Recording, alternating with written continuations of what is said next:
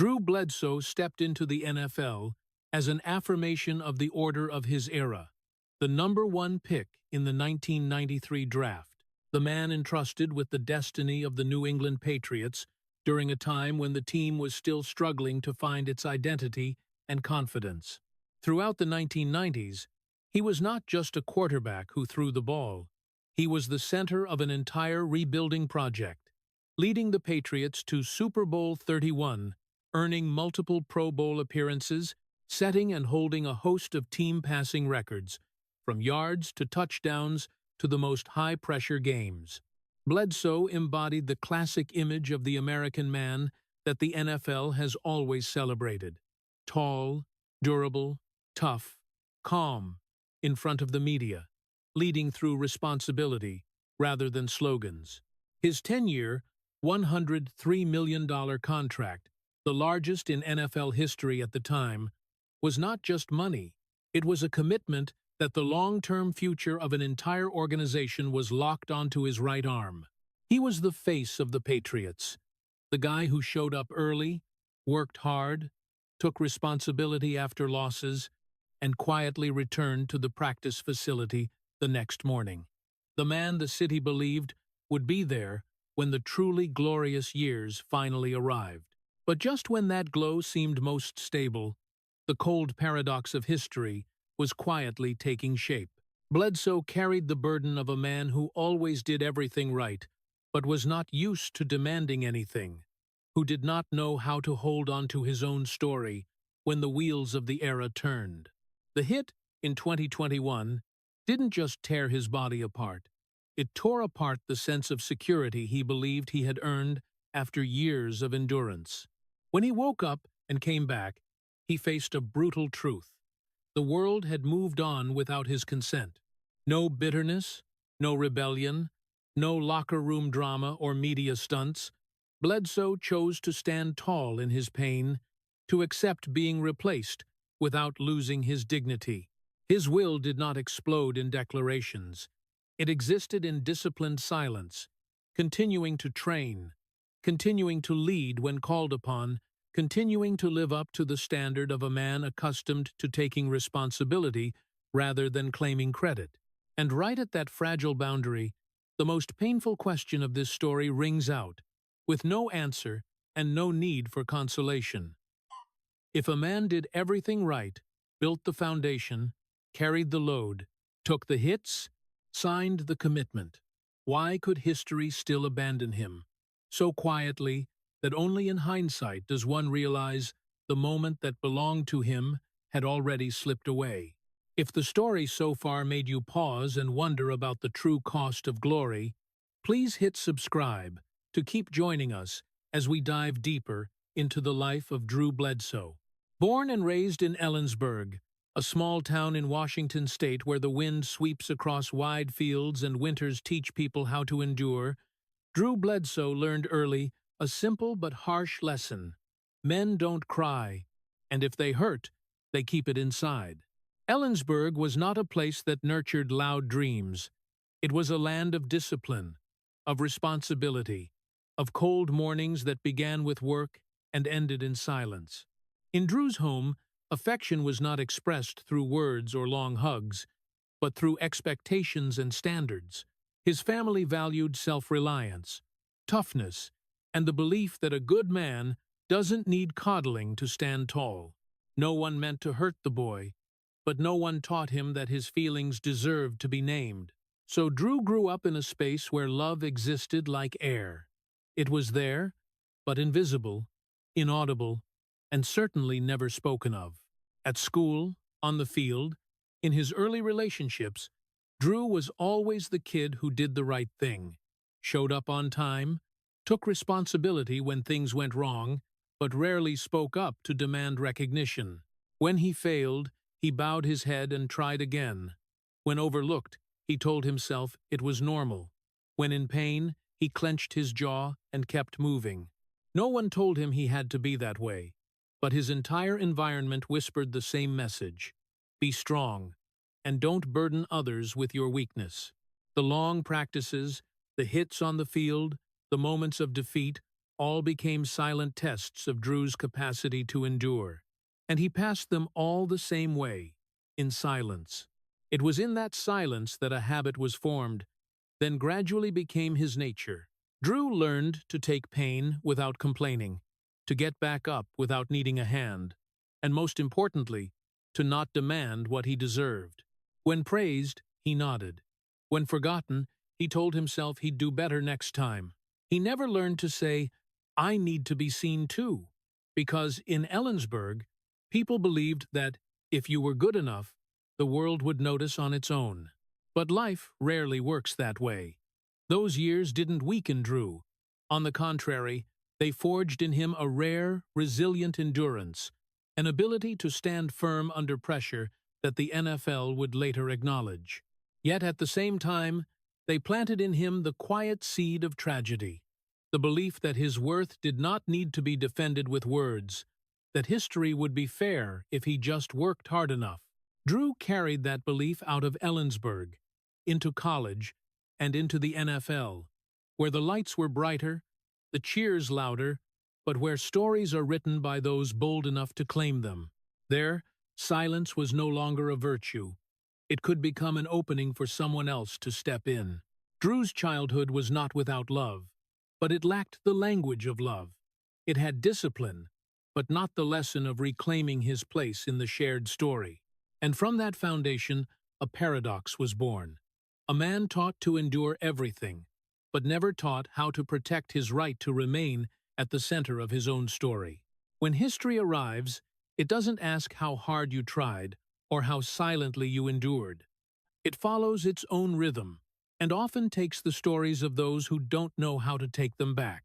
That seed, planted in Ellensburg, grew quietly in Drew through the years, until one day, when everything seemed decided, it bloomed into the quietest pain of all. The man who doesn't claim his story will eventually see history take it away, not loudly, not with malice, but forever. Drew Bledsoe didn't go straight from Ellensburg to the heart of the American football dream. Instead, he took a less traveled side road, Washington State University. It wasn't Alabama, Notre Dame, or Michigan names that made NFL scouts snap to attention just by hearing them. Washington State sat on the edge of the college football power map, a place where talent, if it existed, usually had to shout very loudly to be heard. For Drew, it wasn't a strategic choice. It was the natural continuation of his fate. A boy who grew up outside the center, kept studying and playing on the periphery where the lights shone later, and the applause always came last. On the Cougars' field, Drew quickly showed a different arm-long throws that cut through the wind, a rare calm for a young quarterback, and the ability to carry an entire team that wasn't expected to do much. He led Washington State to the Rose Bowl, an achievement significant enough to go down in school history, yet still not enough to erase the skeptical glances from the outside world. Praise for Drew usually came with an invisible asterisk: talented, but from a small program; steady, but can he handle NFL speed? Even when he shone, he was seen as an option, a name that still needed verification, a player who had to prove more than others just because of where he stood. That feeling clung to Drew like a shadow. Every game was a test, every throw a defense of his existence.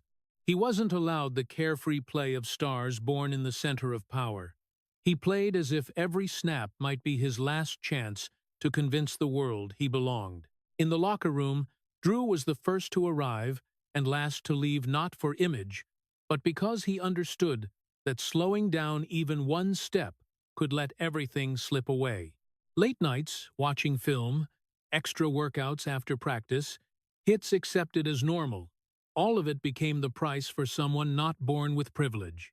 When the media started mentioning his name, the tone remained cautious, as if afraid to believe too soon. Drew heard it, but didn't argue. He just did what he learned in Ellensburg: stay silent and endure. That very silence made him even more distant from the center of the story. At Washington State, Drew did everything a quarterback could do to lift his team beyond their usual place, But that success still felt temporary, like a beautiful moment that could be forgotten at any time. He entered the NFL draft with an impressive resume, yet still carried the sense that he had to earn the right to be trusted. That feeling didn't disappear when his name was called first overall. It only stepped back, waiting for another chance to rise. Drew's college years were not a story of abandonment, but of always having to carry more weight than normal just to be seen as equal. He wasn't born in the center, not geographically, not in media terms, not in the center of ready-made belief. So early on, he grew accustomed to carrying an invisible burden. Every achievement didn't bring peace of mind. It just raised a new question. Is this enough yet? Washington State was where Drew Bledsoe learned to shine in low light, to become a leader without a crowd behind him, and to live with the lifelong feeling of having to prove himself. It wasn't sharp pain, but a slow, persistent weariness that eroded a person over time. And from there, the tragedy quietly took shape. He wasn't born in the center, so no matter how far he went, he would spend his whole life carrying the weight, just to get a little closer to where others had been standing from the start. The moment Drew Bledsoe's name was called as the #1 pick in the 1993 NFL Draft didn't look like the explosive scenes people usually associate with the American dream. No tears of joy, no leaping out of the chair, no bold declaration that everything was just beginning. Drew stood up, shook hands, gave a proper smile, as if he'd just been handed a big job, rather than stepping into a moment that would define his entire life. For the New England Patriots, it was the day they placed their future in the hands of a young man from the outskirts of the football map. For Drew, it was the day glory and loneliness began walking side by side. The day pride was instantly mixed, with a heavy feeling that was hard to name. When you're the #1 pick, you're not just selected for talent.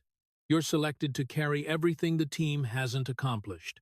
All the expectations piled up through years of failure, and all the dreams others didn't have the patience to wait for. Drew understood that from the very first day he put on the Patriots uniform. No one said it outright, but the message was everywhere. He wasn't allowed to be a long-term project. He had to be the immediate answer. From the strategy meetings to the locker room, from the first practices to the eyes of the front office, Drew felt clearly that mistakes were no longer part of the learning process. They could destroy trust overnight. As a young quarterback, he carried responsibilities that many only face after a decade in the league. The Patriots didn't pick him to wait. They picked him to save them. And salvation is a cruel role because it doesn't allow fragility. Drew entered the NFL not as a kid permitted to grow slowly, but as a man forced to be complete. He had to lead players older than himself, answer media questions as if he'd been in the league for decades, and stand tall after every loss as if it didn't touch him. No room for weakness, no room to slow down, no room to say he was still learning to adjust.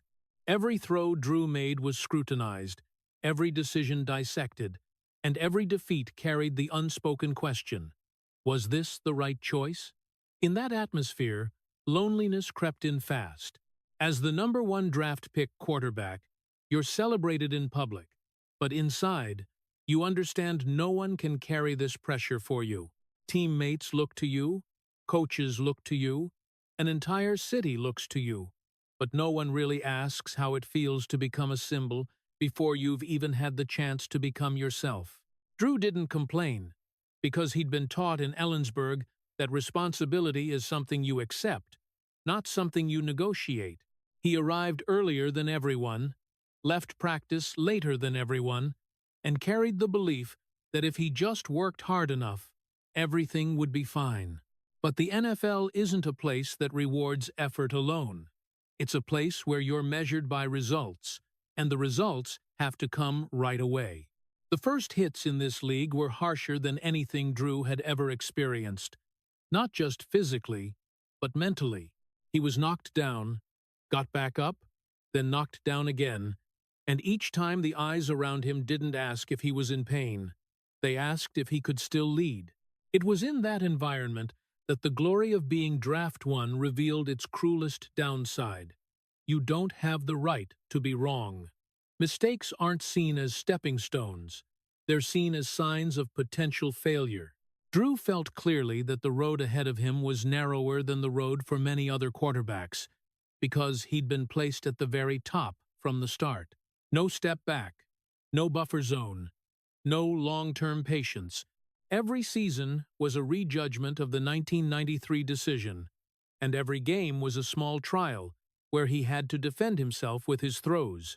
Gradually, Drew learned to live with that pressure as part of himself, learned to hide the exhaustion behind calm, learned to turn responsibility into armor.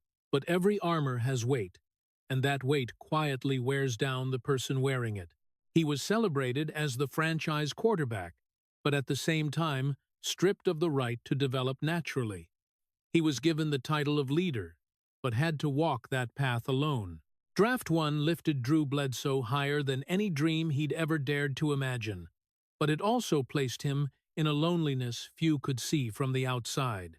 The moment he was selected, the moment his name was tied to an entire team's hope, he no longer had the right to be wrong, no longer had the right to slow down and breathe, and no longer had the right to be a young man still learning to live with his own dream. And that was the first tragedy, quiet but profound, of a man who stepped into history before he even understood that history rarely allows anyone to live at their own pace. The years that followed in New England didn't have the look of a dynasty. They looked more like an endless construction site, where Drew Bledsoe was both the main worker and the load-bearing wall for a team that still didn't know who it would become. The Patriots of the 1990s weren't a name that scared opponents, nor were they a regular stop for national TV lights. They were a group still fumbling for identity, changing coaches, changing systems, changing hopes, season after season. In that context, Drew carried a role few young quarterbacks want. He had to win, take hits, and serve as a cushion for the shortcomings around him. The offensive line wasn't stable, the defense was inconsistent, and especially the protection in front of him was often broken, forcing Drew to stand in a pocket as thin as paper. The hits came early, came often, and came without mercy. He was shoved down, dragged down, slammed into the ground at a higher rate than normal for a franchise quarterback. But Drew got back up, time after time, not because he didn't hurt, but because he understood that if he didn't get up, the whole fragile structure would collapse with him. Wins came hard, losses were magnified, and in the middle of it all, Drew became the only anchor the team could cling to. He threw with a powerful arm, but it was his body that paid the highest price. Hit after hit accumulated, bruise after bruise that didn't heal in time, morning after morning waking up stiff in ways he learned to treat as normal. The media at the time didn't romanticize that endurance. They didn't call Drew the foundation builder, didn't call him the quiet leader. They called him the good-enough quarterback, the one who hadn't taken the team far enough.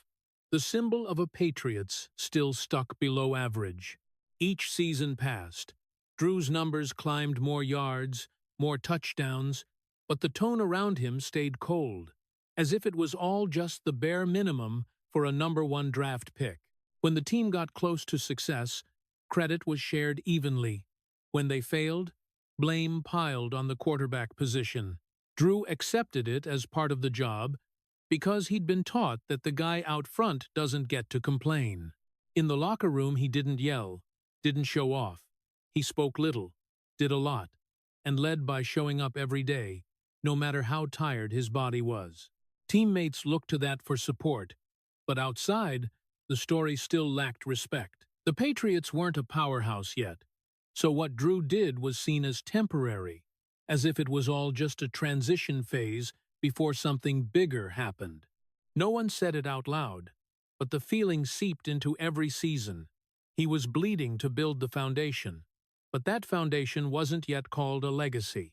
The rare moments of glory, like taking the team to the Super Bowl, were quickly overshadowed by the final defeat, and the familiar question rang out again. Was he enough to push the team over the line? That question didn't consider the context, didn't consider what he had to endure to keep the team standing. It only looked at the final result. Drew lived in that loop for years, where every step forward came with new doubt.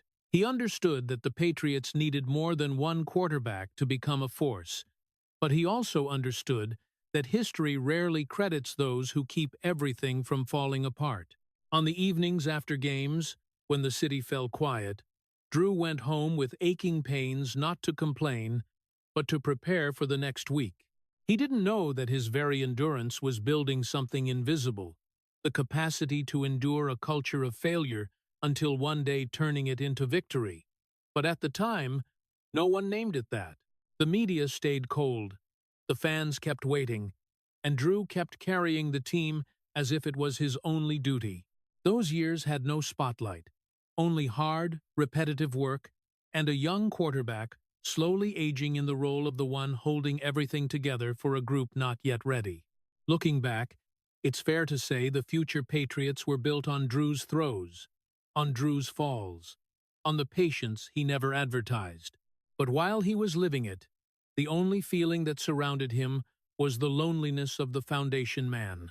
He bled to build the base, but no one called it a legacy, because legacy only gets named when the building is finished, and the first worker has usually been gone for a long time.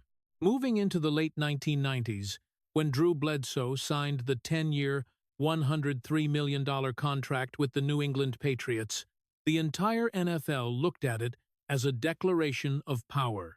That number didn't just break records. It sent a clear message that the team had locked its future onto his right arm. To the outside world, this was the final moment of security. Money as proof, status sealed, position unshakable.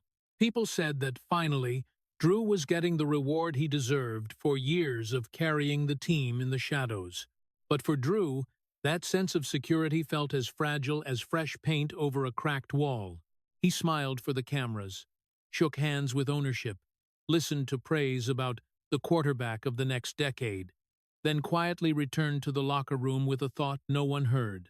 Money doesn't lighten the hits, and a contract doesn't make tomorrow any less risky than yesterday. In the NFL, the body is the only thing that pays first, and Drew's body had started sending tired signals long ago. Hits accumulated through the seasons, mornings waking up with sore shoulders, stiff backs, numb necks, practices that had to stretch longer just to reach normal. The record contract made the world believe he was protected. In reality, it made him a clearer target. A franchise quarterback isn't allowed to rest, isn't allowed to slow down, because every dollar on that contract served as a reminder that he had to show up, take the hits, keep going. Drew didn't complain, because he was used to treating pain as part of the job. He took the field every Sunday with the same calm demeanor, threw with the same accuracy, and went down with the same silence. The media's tone shifted at this point, but not toward more humanity. They began measuring his worth by every win, every missed throw, every offbeat moment. The big contract didn't buy more patience. It only raised the bar for judgment. Every mistake now wasn't just a quarterback's mistake. It was the mistake of the $100 million deal. Drew felt that pressure clearly in every meeting, every headline, every repeated question about whether he was worth that number. In the locker room, he was still the first to arrive, the last to leave, carrying the belief that discipline could make up for everything. But the human body doesn't run on the logic of discipline. It runs on limits. Minor injuries started appearing more often, not severe enough to miss games, but persistent enough to wear him down. Drew learned to play through pain, learned to take injections, learned to push discomfort to the bottom of his mind, because he believed that was the price for standing where he stood. The 10-year contract gave him an illusion of time, as if the future had been purchased in advance, as if the years ahead were guaranteed by a signature. But every hit on the field reminded him that time isn't for sale, and the body doesn't negotiate. People around him started talking about durability, about career age, about the Patriots needing to build backup options, as if it was just normal strategy talk. Drew heard it but didn't react. He kept doing the only thing he knew, play the best he could. Today, there were nights he sat alone, icing his shoulder, thinking about the paradox of his career. He had never been guaranteed so much, yet he had never felt so fragile. The record contract was like a shiny suit of armor, looking solid from a distance, but thin inside, unable to block the invisible arrows of time and contact. Drew began to understand that safety in the NFL is only a temporary feeling, held together by belief more than reality. He still took the field, still led, still took the hits, because he believed his job was to keep the team standing, no matter what his body was paying. But deep down, a new awareness formed, slow and cold. Money can buy the loyalty of a contract, but it can't buy fate's mercy. The Patriots kept moving forward. Drew remained the center of every plan, and from the outside, everything looked locked in for 10 years. No one saw the mornings he had to stretch longer, the evenings he had to rest earlier, the moments he wondered how many truly healthy years he had left. The record contract, instead of bringing relief, placed a new burden on his shoulders, the burden of proving his body was still worth that trust. And in that very paradox, the quiet tragedy grew. Money can't buy time. It can only buy the illusion that time is on your side. Drew Bledsoe lived in that illusion not because he was naive, but because he had no other choice. He had chosen responsibility, chosen to carry the load, and now he kept stepping onto the field with the thin armor of a $100 million contract, believing that if he could just stand firm one more day, everything would be okay. But the NFL doesn't promise that, and history doesn't sign contracts with anyone. September 23, 2021, started like any other NFL Sunday, and Drew Bledsoe stepped onto the field with the familiar demeanor of someone who had lived long enough under pressure to understand that no game is ever small. The Patriots faced the New York Jets, a regional rivalry gritty, unforgiving, and relentless.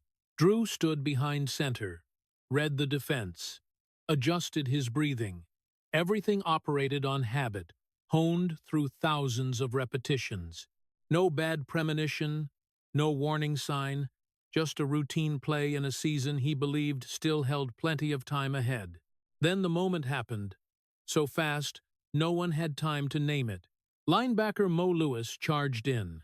The hit straight to Drew's chest carried no malice, just part of the game both men had accepted the day they entered the NFL. But that collision carried an unusual weight, as if all the years accumulated on Drew's body converged into one single point at once. He went down, no screaming, no thrashing, just lay there, hand clutching his chest, eyes trying to stay calm while his breathing began to struggle. From the stands, it looked like a quarterback getting sacked, a familiar football scene. But inside Drew's body, everything had veered in a different direction. His lung collapsed. His chest suffered severe trauma. Blood began pooling where it never should. Internal bleeding unfolded quietly, not dramatic, not television-style cinematic, but lethal in the silence of biology. Drew was taken off the field. The locker room lights replaced the afternoon sun, and that was where the real pain began. He tried to breathe deeply, tried to stand firm, but each breath felt like a reminder that something was deeply wrong. The doctors quickly recognized the severity, and within a short time, Drew was rushed straight to the hospital. White hallways, beeping machines, terse, tense words from the medical team, all blended together as his body gradually slipped toward unconsciousness. In that moment, Drew didn't know he was teetering on the fragile edge between life and death. He didn't know that a little more delay could have ended the story right there. No continuation, no comeback. In the operating room, the doctors worked to save a life, not to preserve a career, and they succeeded. Drew survived something even they later admitted, was razor close. But that survival came with no guarantee that everything else would wait for him. While Drew lay in the hospital bed, tubes, bandages, and painkillers replacing helmet and shoulder pads, the world outside kept turning. The Patriots still had to play. The season had to move forward, and a young backup quarterback named Tom Brady stepped onto the field to do what every backup is asked: keep the team alive through the next week. No one, not even Drew, could have imagined that this was the moment history began to change course. In his haze, Drew drifted through days without any sense of time. He woke, then sank back into sleep, between pain and medication, between unanswered questions. When he was alert enough to understand where he was, the first news he received wasn't standings or strategy. It was the stark truth that he had nearly died. That thought arrived slowly but heavily, like a cold wave sweeping through everything he once took for granted. Football, contract, future, all of it suddenly felt terrifyingly fragile. But right after, another realization crept in. The team had moved on without him. Drew asked about the Patriots, about the results, about the locker room, and piece by piece the information formed a picture that left him both relieved and disoriented. The team was still playing, still winning, still moving forward. In one way, that was good. It proved what he had built didn't collapse in his absence. But in another way, deeper and more painful, it planted a question he had never had to face. Was he still irreplaceable? Lying in that hospital bed, Drew had more time to think than ever before, and those thoughts didn't lead to resentment. They led to a strange emptiness. He didn't blame Mo Lewis, didn't blame the Jets, didn't blame fate. He just tried to understand how one hit could steal not only his health, but the sense of security he had carried throughout his career. When the doctors said he would recover, that he could return to the field, Drew nodded with his familiar determination. But returning no longer meant conquest to him. It meant proving he still existed in the story. He practiced breathing, practiced standing, practiced walking small steps like a rookie relearning the basics. Meanwhile, out there, the Patriots continued writing a journey Drew could only watch from afar. When he was healthy enough to be discharged, the world looked familiar, but his place in it had subtly shifted. He returned to the practice facility with a still weak body, breathing not fully steady, and with a new awareness that time doesn't stand still for anyone. Those first practices were a mix of hope and anxiety, of self-belief and fear of being left behind. Drew didn't voice it, but he felt clearly that he was racing something shapeless, the pace of history. The hit, in 2021, wasn't just a severe injury. It was the moment that split Drew's life into two parts that would never reconnect the same way. Before, a franchise quarterback with a future secured by contract and trust. After, a man who had to learn to return while the world had found a new rhythm. The deepest tragedy wasn't that he nearly died. It was the harsher truth. When he woke up, when he opened his eyes to the hospital ceiling and told himself he was still here, life had moved on without needing him. No malice, no betrayal, just the cold continuation of time. And in that moment, Drew Bledsoe understood that from then on, every step he took would no longer rest on guarantees, but on the pure will of a man who refused to disappear from his own story, even knowing that story had already begun to be written in a different way. When Drew Bledsoe returned to the Patriots' practice facility, there was no welcoming applause like a hero who had just escaped the Grim Reaper, nor was there any formal moment marking the return of a franchise quarterback. Everything happened so quietly, it felt almost cruel. The practice schedule still hung on the wall. The locker room was as noisy as ever, and the machinery of an NFL season had no room for waiting. Drew walked in with a body not yet fully healed, breathing still occasionally labored, but his eyes were resolute, because he believed that, as long as he got healthy again, his spot would naturally be returned to him. He had lived his entire career with that belief. Do the right thing, and the world will be fair. But this time, that belief began colliding painfully with reality. The Patriots had found a new rhythm in his absence, and that rhythm didn't slow down when he returned. Drew recovered day by day, trained diligently, threw the ball again with his familiar accuracy, and waited for a signal, even the smallest one, that his story wasn't over. The signal never came. No one said outright that he had lost his position, but no one said it still belonged to him either. Strategy meetings proceeded as if he were part of the picture, but no longer the center. Decisions were made without needing his voice. It wasn't an open dismissal. It was a silent process where his role faded week by week. Drew wasn't beaten in a game, wasn't proven inferior, wasn't cut because he could no longer play. He was overlooked, and being overlooked is the hardest wound to accept for a man who had spent his life standing at the front, taking the hits. No farewell, no handover ceremony, no moment of looking each other in the eye and acknowledging that an era had ended. Drew returned to practice like a familiar guest in his own home, realizing the furniture had been rearranged while he was in the hospital. Sundays passed, the Patriots kept winning, and each victory was both joy for the team and a quiet cut into Drew's sense of belonging. He sat on the bench, helmet on, ready at any moment, but his name was never called. In the rare moments he stepped onto the field, he played well enough to remind everyone he was still there, but not well enough to change the chosen direction.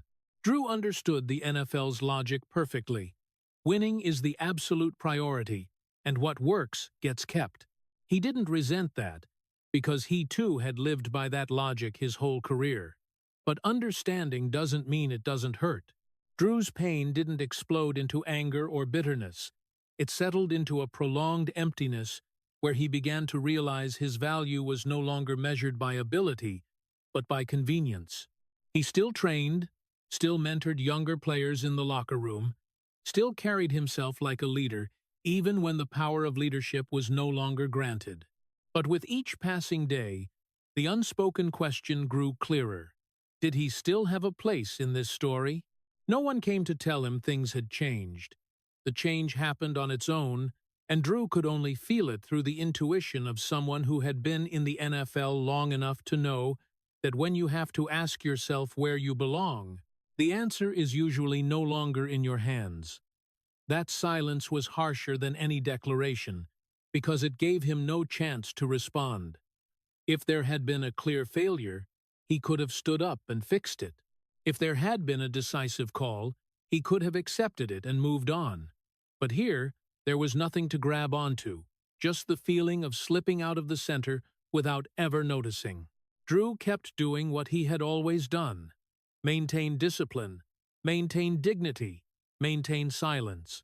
He didn't attack teammates, didn't criticize the coaching staff, didn't seek sympathy from the media. But inside, the deepest wound had formed not in his chest or lungs, but in a far more fragile place. The feeling that the years he bled to build the foundation were being glossed over like an unnecessary prologue. The Patriots moved into the future with a new quarterback, and Drew stood at the edge of the picture, realizing history has no habit of looking back to apologize. He wasn't defeated, because no one proved he was inferior. He was overlooked because history had found a more convenient story to tell. And in that very moment, Drew Bledsoe understood that from now on, every choice he made would no longer be about reclaiming his old spot, but about preserving his own dignity. No closing ceremony, no timely tribute, just a man standing in the middle of a familiar field, feeling clearly that the place that once was the center of his life had shifted somewhere else. That was the quiet, deep, and lasting pain, because it didn't allow anger, and it didn't allow defense. It only demanded that he accept life could continue without him, even when he had never done anything wrong. While a new era was quietly taking shape, Drew Bledsoe walked with the demeanor of a polite man in the middle of an unforgiving revolution. Brady's rise didn't happen with a grand declaration or flashy affirmations. It happened through wins, through the cold stability of results, through the feeling that everything was working. In the NFL, when something works, people don't ask why, and they certainly don't ask who laid the foundation. They just keep going. And so, the media shifted direction so quickly, it felt almost cruel. The questions that once revolved around Drew about leadership, pressure, contract, now turned to a different tone, more curious, more excited, younger. They talked about the new story, the new future, the new chapter. Drew heard it all, not because he wanted to, but because he couldn't not hear it. But he didn't react. He stayed silent the way he had lived, from Ellensburg to the NFL. Didn't push in, didn't fight for space, didn't demand the world remember him. In the locker room, he congratulated teammates, shared experience when asked, and stepped back when his name wasn't called. Polite to perfection, proper to the point where no one had grounds to blame him, but that very propriety made him invisible in the new flow. Brady played, the team won, and each win built another brick in a story where Drew no longer stood at the center. The media held no malice. They simply followed what was happening, and what was happening didn't need Drew to be told. New headlines appeared, new faces flooded the airwaves, and the old questions about Drew gradually disappeared, not because they had answers, but because no one was asking anymore. That was a kind of loss hard to name, because it didn't come from conflict or dispute, but from the natural shift of attention. Drew saw it, understood it, and accepted it in his own way. He didn't become a bitter shadow on the sidelines, didn't try to retell the story in his favor. He just kept doing what he believed was right. Hold dignity, hold discipline, hold silence. But silence isn't painless. Every time the media praised the new era, Drew felt a layer of memory being dusted over. No one mentioned the years he took hits to keep the team standing. No one mentioned the seasons he carried pressure when the Patriots weren't yet a powerhouse. Those things weren't wrong, they just weren't necessary for the current story anymore. And history, in its nature, always prioritizes what's necessary over what's fair. Drew understood that, but understanding didn't lighten the pain. He still showed up to practice, still prepared as if he might be called at any moment because he wouldn't let himself drop his standards. But as each week passed without change, he began to realize he was standing between two worlds, the past he had built and the future being written without him. Brady did nothing wrong. He seized the opportunity, played well, and brought wins. Drew didn't blame that, because he too had once believed results were the only voice in the NFL. What hurt wasn't someone else's rise. It was how quickly it happened, leaving no space for acknowledgement, no handover ritual, no official words that one chapter had closed. Just a gradual, steady change, until, looking back, Drew realized he had been outside the center for some time. The media kept moving forward, that was their job. The fans did too, they followed wins. And Drew, the polite man, chose not to stand in anyone's way, not to slow anyone's rhythm. But that politeness came at a cost. It left no outlet for the pain. He couldn't get angry, because no one had done anything anger-worthy. He couldn't argue, because results were on the other side. He could only accept that he was watching history pass not as the main character, but as a witness. History isn't cruel. It just doesn't wait. It doesn't stop to consider the feelings of those who paved the way. It follows its own rhythm, and those who can't keep up, even for good reasons, get left behind. Drew Bledsoe stood in the middle of that transformation with the calm he had forged his whole life. But inside, a quiet question echoed. If no one stops to look back, do the things I did still exist? That question had no immediate answer, and perhaps never would. But Drew kept walking, because that was the only thing he knew how to do. He didn't try to rewrite history, didn't try to force his way into the new story. He just kept himself from becoming a bitter version of who he was.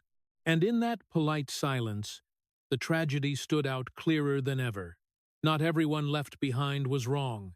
Sometimes they were just in the right place at the wrong time. History isn't evil. It just doesn't wait. And Drew Bledsoe, who once stood at the center, now learned to exist on the edge without losing his dignity, even knowing the next pages would be written with far fewer mentions of his name. When he left New England for Buffalo, Drew Bledsoe didn't carry a sense of liberation. He carried a hard-to-name emptiness.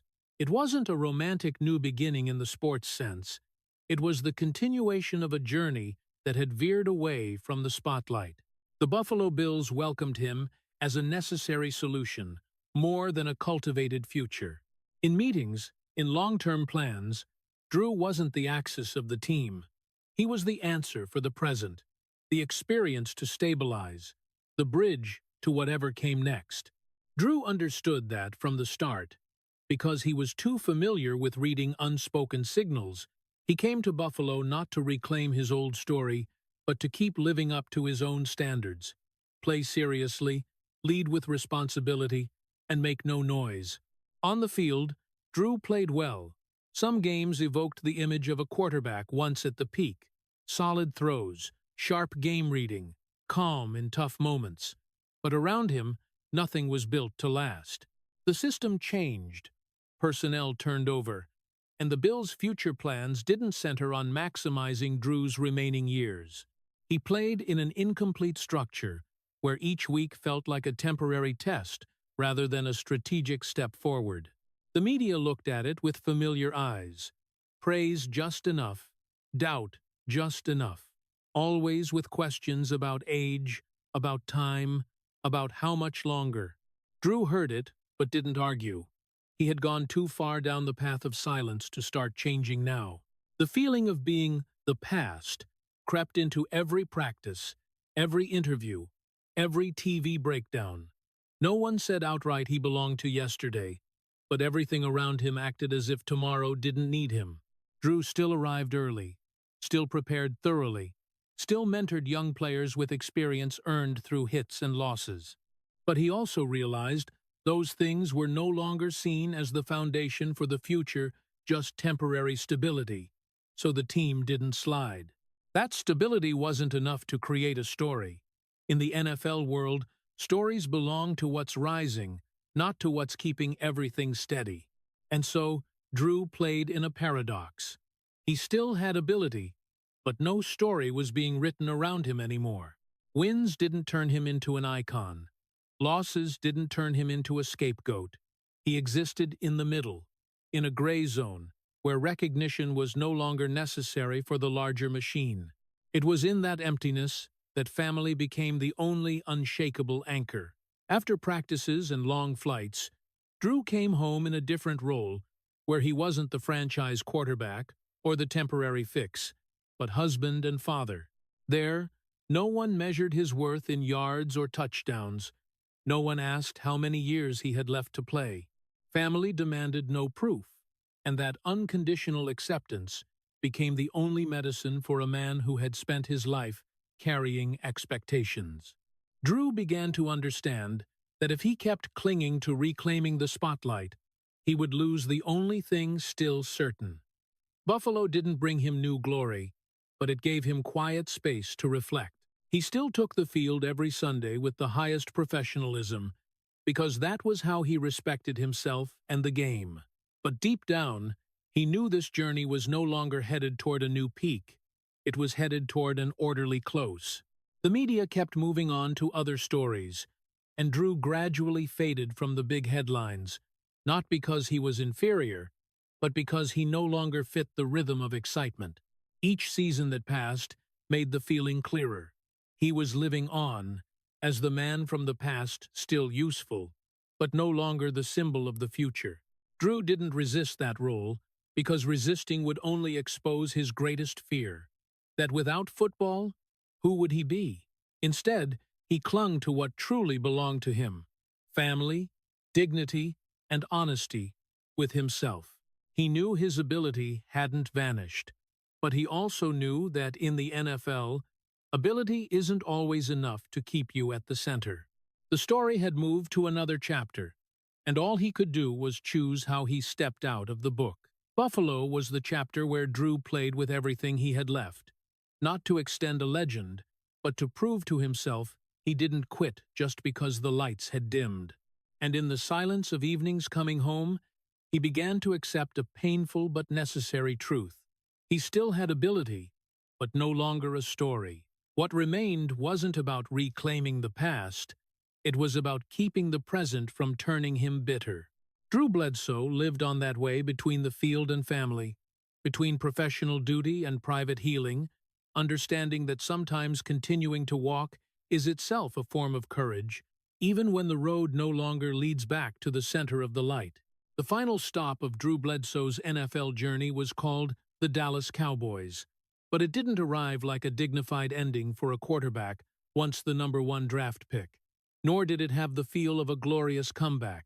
Dallas didn't call him to build the future, and certainly not to extend a legacy. They called him to fill a gap, to keep the machine running while waiting for something else to happen. Drew understood that role perfectly from the first day he put on the Cowboys uniform. At an age when many quarterbacks are already framed by history, he became the bridge between the past and something not yet shaped, between experience and fragile hope. He no longer stepped onto the field with the pressure of proving he was the long-term answer, but he also wasn't given the chance to become the symbol of anything new. Dallas saw him as a safe solution, someone mature enough not to let everything collapse, and Drew accepted that with his familiar calm. On the field, he played properly, fulfilling the role of a veteran quarterback, reading the game, distributing the ball, maintaining stability for a team in transition. No miracles, no moments that made people jump out of their seats. What Drew brought was reliability, something the NFL always needs but rarely celebrates.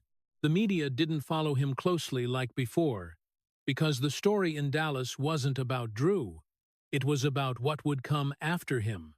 Articles that mentioned his name usually carried a respectful but distant tone, like talking about someone who already belonged to the previous chapter of the book. Drew read them, understood, and didn't react. He had come too far to still care about how he was being told. In the locker room, he kept his habits, arriving early, preparing thoroughly, speaking little but at the right times. Younger players listened to him not because he was the future, but because he was experience that had survived what they hadn't faced yet. Drew became the one passing on professional standards, not through fancy advice, but through how he treated every practice, every game. But that passing on happened in silence, unnamed, unlabeled as legacy. The Cowboys held no special ceremonies for him, and Drew didn't demand any. He understood he was reaching the final pages of his career, and those pages didn't need drums or fireworks. Each game passed like a small step toward the end, and Drew clearly felt the familiar weariness of his body, the undeniable slowing of reflexes, but he still took the field with absolute respect for the game, because that was the only way he knew to close a chapter of his life.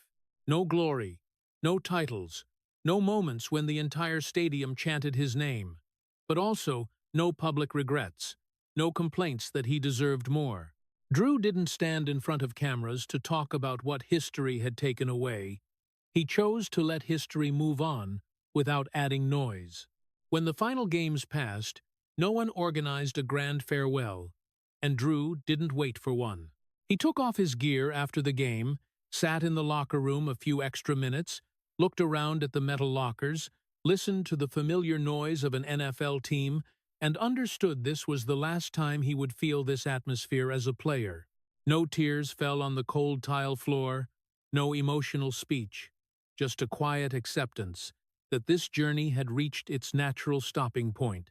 Drew left Dallas the way he had arrived, without creating waves, without leaving controversy, without asking anyone to remember him in a special way. He ended his career in the role of a bridge, the man who kept everything from collapsing while waiting for a different future, and then quietly stepped off the stage when the part was over. The tragedy of this chapter wasn't that he was no longer good enough. It was that he had grown too used to leaving without making a loud mark. He ended his career the way he had lived in the NFL, quietly, properly, and true to himself. No one stopped for a send-off ceremony, but Drew didn't look back searching for it. He knew some people aren't honored by history with spotlights, but by the fact that they kept everything standing when the lights weren't yet on. And for Drew Bledsoe, the final chapter in Dallas closed not as a failure, but as a quiet confirmation that he had fully lived his role, even if that role was never written in bold on the cover of the NFL history book. When Drew Bledsoe left the NFL, there was no official moment marking the end. No press conference with rows of microphones, no highlight reel replaying his best throws or the hits that made his name. His career didn't close with a statement.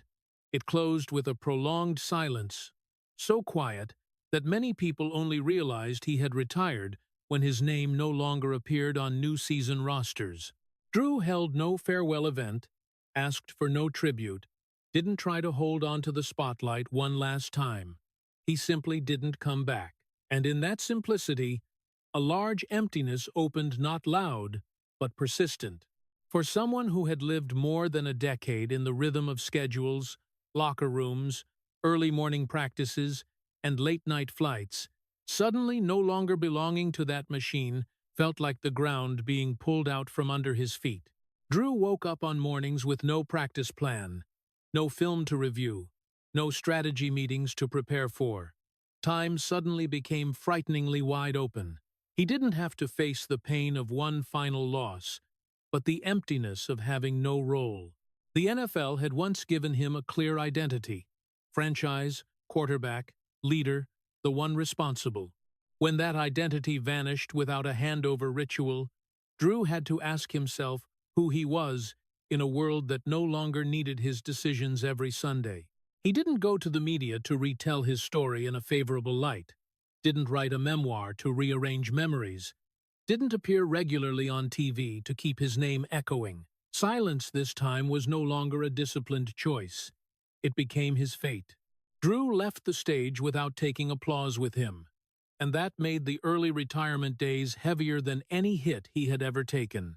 His body gradually recovered from the NFL's brutal pace, but his mind was slower. There were evenings he sat still, listening to the quiet of a house with no schedule, and felt a hard-to-name hollowness. He didn't miss the hits, didn't miss media pressure, but he missed the feeling of belonging to a team, the rhythm of life, where everything had clear purpose. No farewell meant no marker to close the chapter. Everything just hung there, as if the old chapter hadn't really ended, while the new one hadn't yet begun. Drew began to understand that silence has many layers. Before, silence was how he faced pressure. Now, silence was the space he had to fill with different meaning. He spent more time with family, with unhurried meals, with mornings without alarms. Those things brought comfort, but also reminded him that part of who he was had been shaped by football, and that part didn't vanish just because he had taken off his helmet.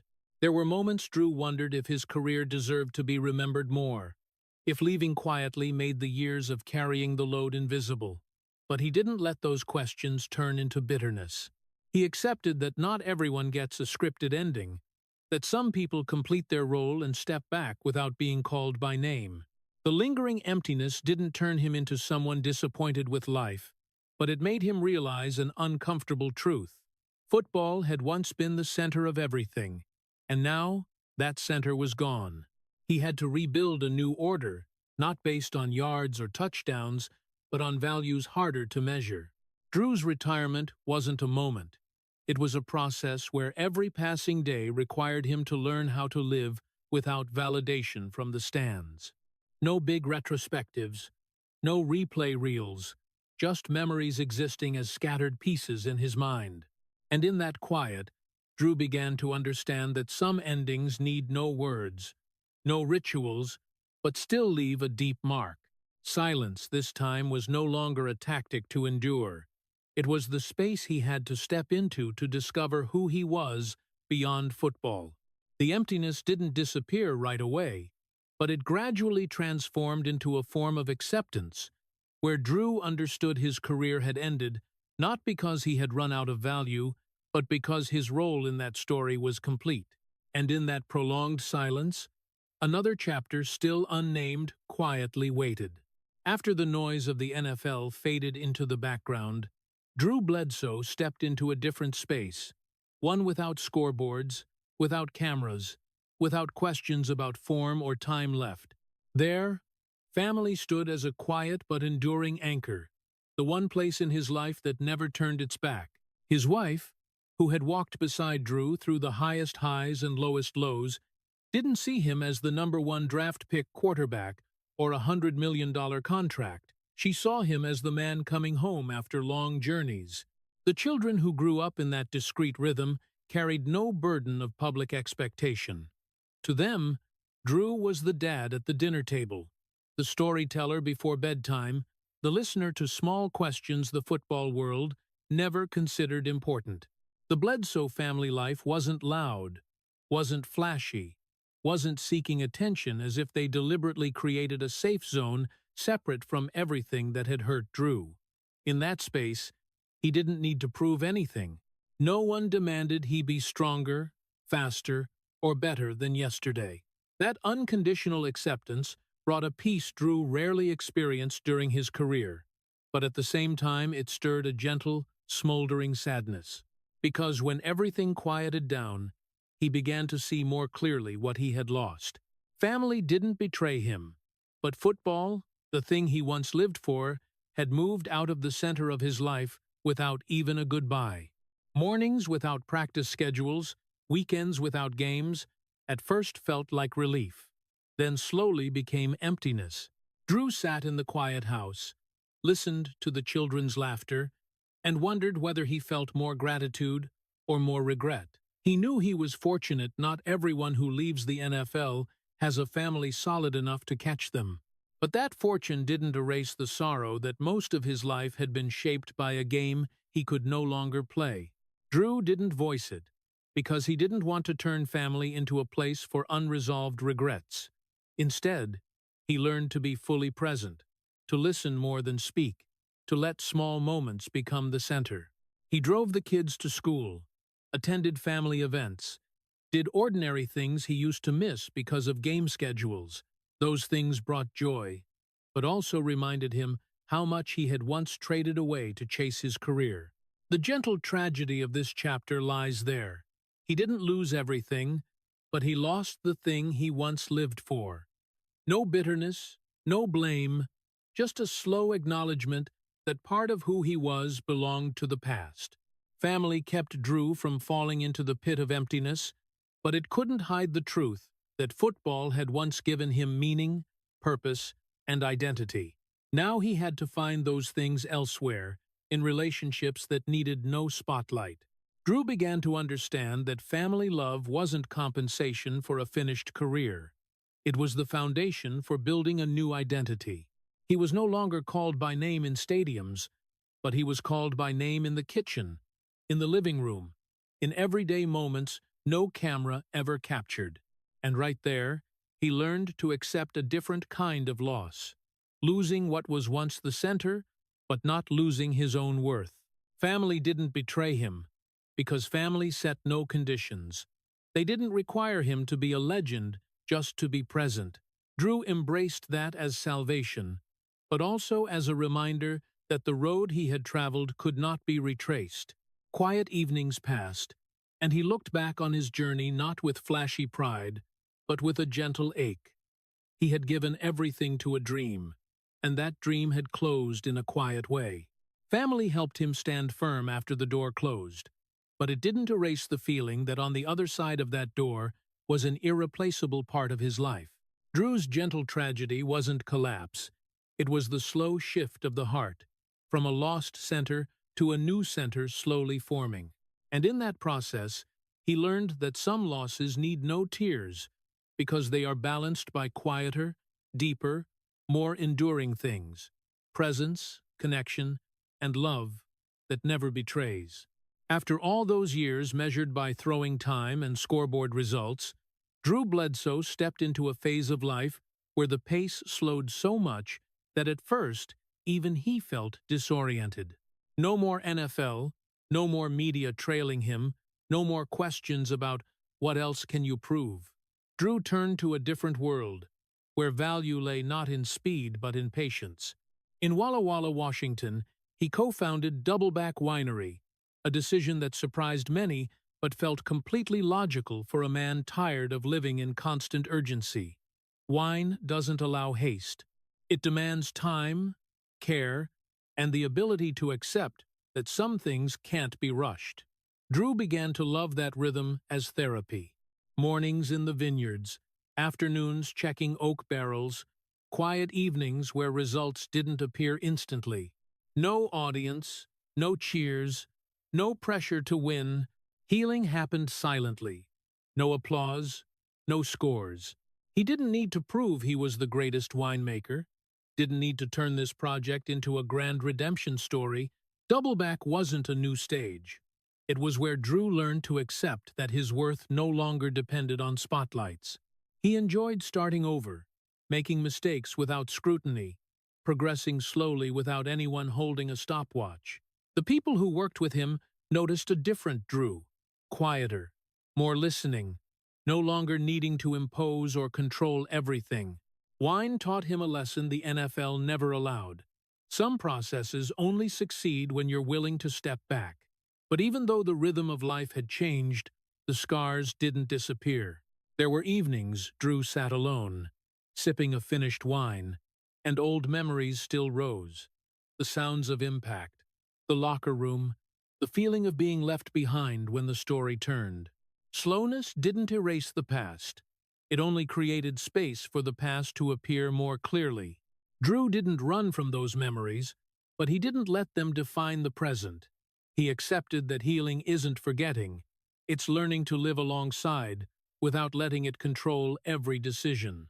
Doubleback became a symbol of that shift, from a life of constant proof to a life that allowed simply existing. No one asked if he won today. The only question was whether he was satisfied with the process. And for Drew, that was a form of freedom. Still, every time someone mentioned the NFL, a small part of him still stirred, not from regret over glory, but from missing the feeling of belonging to something bigger than himself. Wine gave him quiet, but also reminded him that some chapters of life are written in tension and conflict, impossible to recreate in calm. Drew understood he had stepped into a different world, where success needed no confirmation, where failure wasn't magnified.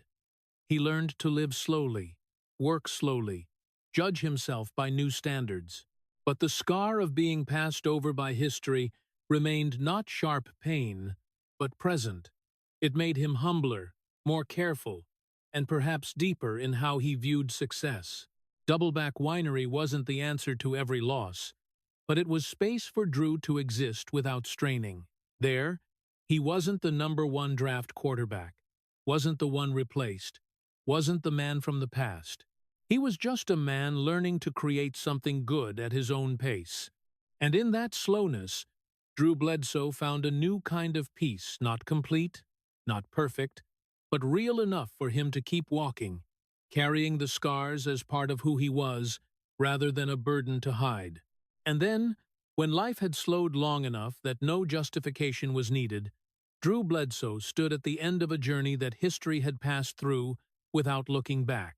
No championship ring placed on his finger, no moment rewritten in a voice of triumph, no ending where wrongs were corrected for what was missed. Just one stark truth: he didn't lose. But history, in its nature, doesn't stop to judge fairly. It follows the rhythm of final results, of tidy stories, of easy-to-tell icons. Drew didn't fit that tidiness. He was the one who arrived early, carried the load for years, laid foundations with blood and silence, then was left behind when the story found a more convenient character. That didn't make him a failure.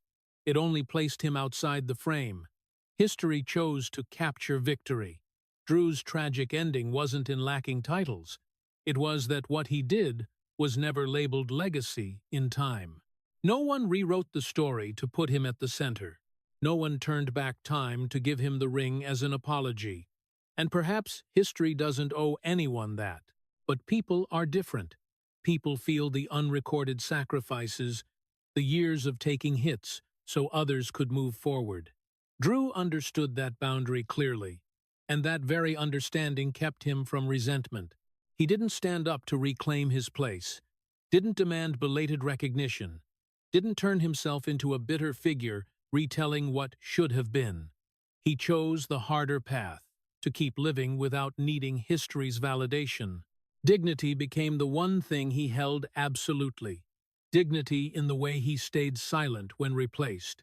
Dignity in the way he fulfilled his final role without demanding glory. Dignity in the way he left without making noise.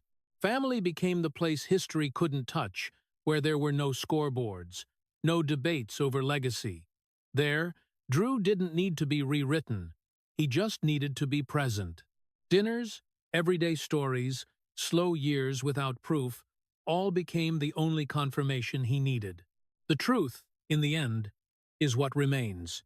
The truth that he did everything right within his reach. The truth that he lived fully the responsibility of a man who carried the load.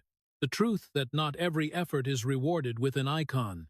The NFL didn't give him the ring, but it also couldn't take away the truth about who he was. A man who stood firm when nothing was ready yet, and accepted stepping back when the story changed direction. The absolute tragedy wasn't a collapse. It was an ending that went uncelebrated. No mythic resurrection. No final victory to close the book. Only a life looked back on in silence, where the quiet values endure. Drew Bledsoe didn't beat history the way people usually tell it, but he also didn't lose to himself. History may not look back, but he walked straight to the end of the road with dignity intact. And in a world of stories that love spotlights, sometimes the greatest honor is silence, where a man is seen not for what he lacked, but for what he kept whole until the very last moment. The story of Drew Bledsoe leaves a deep but quiet sadness, because this isn't the tragedy of a fall. It's the tragedy of a man who did almost everything right and still got passed by history. Drew is portrayed throughout as the classic American man, disciplined from Ellensburg where men don't cry, matured in silence, carrying responsibility instead of demanding recognition. With the Patriots, he took hits, took pressure, and laid foundations in the years when the team was still weak, but that legacy was never named. The 10-year, $103 million contract was supposed to be a shield of security, but it became thin armor because his body paid the price before the future could arrive. Mo Lewis's hit in 2021 didn't just nearly take his life, it took his life story. When Drew woke up, the Patriots had turned the page without him. The most painful thing wasn't failure on the field. It was being overlooked in silence. No farewell, no ceremony, no retrospectives. In Buffalo and Dallas, Drew still played well, still professional, but existed only as the past, a temporary bridge for someone else's future. When he retired, no send-off, just prolonged emptiness. Family and Doubleback Winery helped him heal, but the scars didn't vanish. He didn't lose everything, just the thing that had once been the center of his life. The lesson for Americans today is clear. Success isn't always recorded by history, and doing things right doesn't guarantee reward. But dignity, responsibility to family, and honesty with oneself are values no one can take away. Drew Bledsoe reminds us that sometimes living decently and standing firm in silence is itself a victory, even without a championship ring to prove it. If Drew Bledsoe's story made you pause and reflect on the true cost of quiet devotion, please subscribe to the channel to keep joining us on journeys that honor the people behind the glory. Thank you for listening all the way to the end. See you in the next video, where we'll continue telling the quiet stories that touch very deeply into the truth of life.